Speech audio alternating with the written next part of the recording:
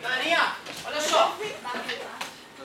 Com muito orgulho eu abro o último tópico a ser discutido no volume 1 de Física.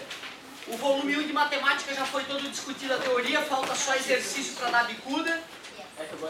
Física, falta esse tópico para ser discutido, que é a flutuação. E aí depois é só exercício também. Claro que eu vou bater um papo bem rápido de flutuação aqui, 10 minutos, e já vou começar a corrigir os exercícios, a partir da página 44. Na verdade é aquela história, né? Arquimedes, usando o raciocínio lógico, aprendeu como é que se calcula o empuxo atuando num corpo. Lembrando que empuxo é a força vertical, de baixo para cima, que atua em qualquer corpo mergulhado em um fluido.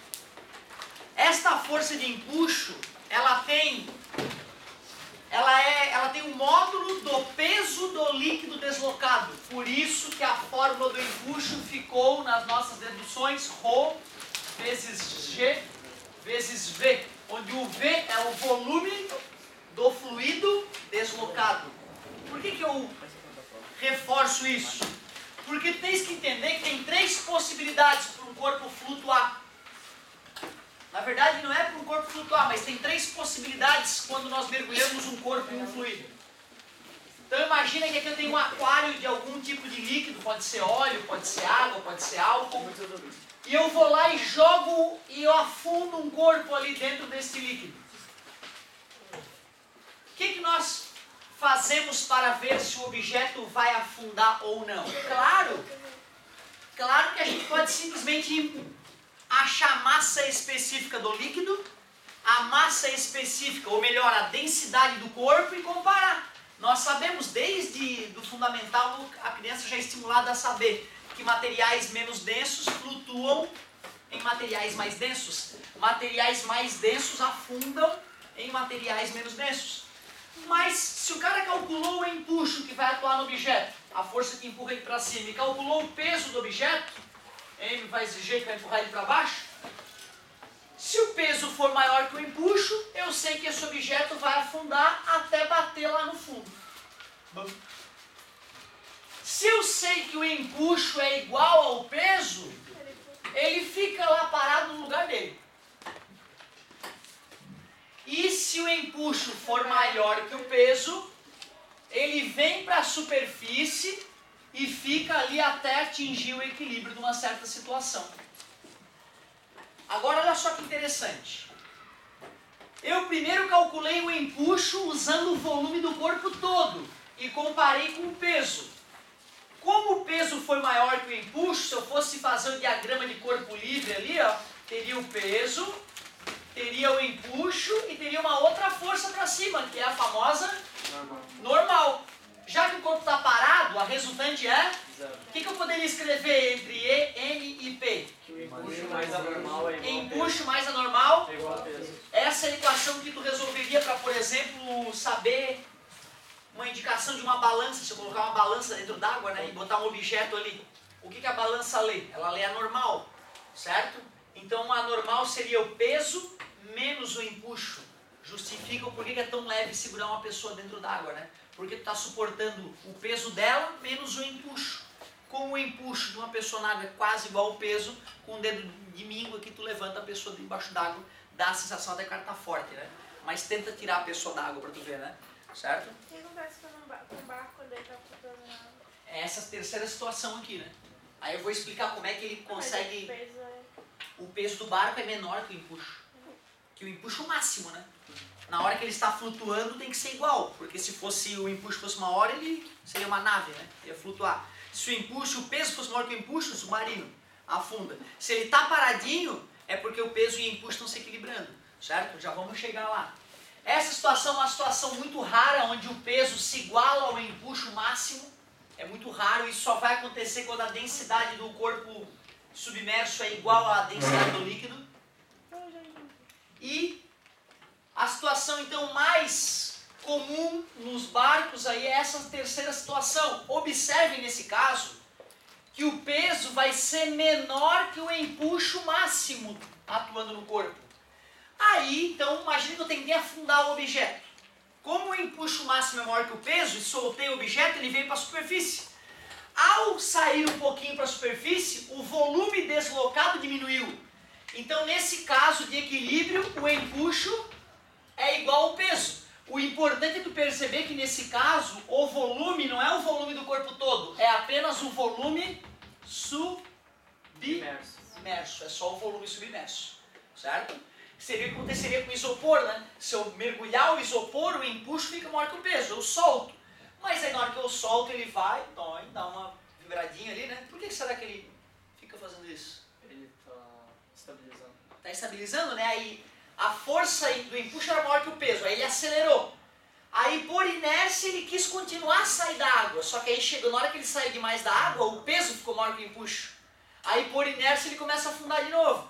E aí o empuxo fica maior que o peso, aí fica até que equilibra, e na hora que equilibrou, mais uma vez, o empuxo é igual ao peso. Agora cuidado, tu tá olhando que tem uma diferença aqui, né? Esse empuxo já é o empuxo máximo, ele está todo mergulhado, ó. Ali não, ó. Ali esse empuxo é um empuxo parcial, digamos, né? Porque só uma parte do corpo está mergulhada, certo? É essa que é a teoria da flutuação, cara. Para tu saber se o bicho afunda ou não afunda, tu calcula o peso, calcula o empuxo e vê quem é que ganha. Se o peso ganha, afunda, até gerar normal lá no fundo do recipiente. Se empata, fica ali. E fica ali no lugar que for, bota em cima e solta, ele fica parado. Bota embaixo e solta, ele fica parado. E a situação clássica dos barcos é essa, o empuxo máximo é maior que o peso, tanto que ele pode botar mais carga no barco, né? Ele dá uma afundadinha a mais, aumentando o empuxo, certo? Essa é a ideia. Como que eles botam um navio nesse ponto, né? Ótima pergunta. Construir um navio é uma encrenca, né, cara? Construir um navio é um desafio, é uma epopeia da engenharia fazer navio. Poucas empresas se habilitam a fazer isso. As empresas que são boas nisso são as empresas que têm equipamentos capazes de fazer isso. Eu primeiro começo a construir o navio num dique seco, que chama. Ou seja, eu tenho uma região já do lado do mar, encostada no mar. Às vezes é tipo assim, ó, sala de aula, e ali abre a porta e começa a entrar água. Só que a porta está fechada, certo? Aí tem um dique aqui então, uma barragem. Eu começo a montar um navio nessa região seca. Então eu faço cavaletes, onde as partes do navio vão ficar equilibradas. Eu uso guindaste de mais de 2.000 toneladas. 2.000 toneladas, um guindaste. Então tem, né, tem os guindastes lá. Aí eu começo a soldar as partes do navio, vai criando forma, tudo isso em cavaletes. Depois que o navio está construído, às vezes nem acabou a construção ainda. Eu vou lá e inundo esse dique, deixo a água entrar. Então a água vai começar a entrar e aí o navio vai começar a flutuar dentro do hangar onde ele estava sendo construído. Certo? Aí depois eu abro a comporta principal e com rebocadores eu saio, ele já flutuando dentro da água. Então tu vê, existe a possibilidade de eu construir um navio e depois escorregar ele para o mar. Certo? Mas atualmente a técnica mais segura é tu construir o navio num dique seco e depois inundar esse dique com água. É mais fácil, tu abrir as comportas e deixar a água entrar e o navio já sair flutuando. Aí depois tu usa rebocadores para colocar ele no cais do porto, por exemplo. Mas tem casos onde o cara fabrica o navio com os cavaletes tudo na beira do mar lá, né? Na beira de um porto, na verdade, não é na beira do mar, que a beira do mar é rasinha pro navio, né? Tem que ter um calado importante, tem que ter uma profundidade boa. E depois que o navio está todo prontinho, tu tira as escoras do bico do navio, tu já fez o suporte, aí o navio sai deslizando naquelas madeiras, naquele trilho falso ali, para ele cair na água bonitinho. Só que tu imagina se o navio tomba antes de cair na água, né? O prejuízo. Só para tu saber, a Hyundai é uma das maiores fabricantes de navio do mundo atualmente, né? Por que ela se transformou na maior fabricante de navio do mundo? Porque ela desenvolveu os maiores guindastes do mundo, justamente com essa ideia.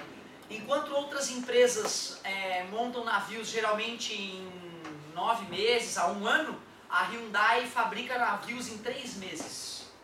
Então tu vê, né? Ela está na vanguarda mundial da fabricação de navio, a Hyundai atualmente, certo? Louco isso, né, cara? Eu vou te falar, apesar de ter boas noções de engenharia mecânica, eu quase não acredito que vai funcionar, entendeu? E tu vai olhar a operação, né, cara? Um monte de cabeça de bagulho lá, 2 ou 3 sabem pensar, o resto só sabe fazer força ou pilotar máquinas. E tem lá um cara que vai, ó, não, tu vai lá com a máquina daqui, tu faz tal força, vamos colocar uma escora aqui, deixa eu fazer mais uma ponta aqui. Aí chama mais o guindaste e tal. Então, né, tu fazer isso funcionar e dar certo no final é quase inacreditável. Show de bola, boa pergunta. Pessoal, teoria da flutuação ela é bem fácil, porém existem questões que envolvem flutuação que não são tão fáceis. Eu vou passar uma última tarefa a respeito de flutuação, então, que seria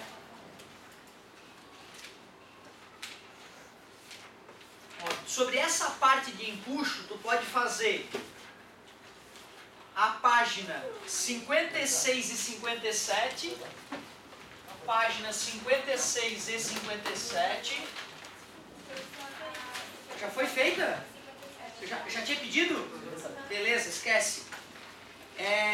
Então seria apenas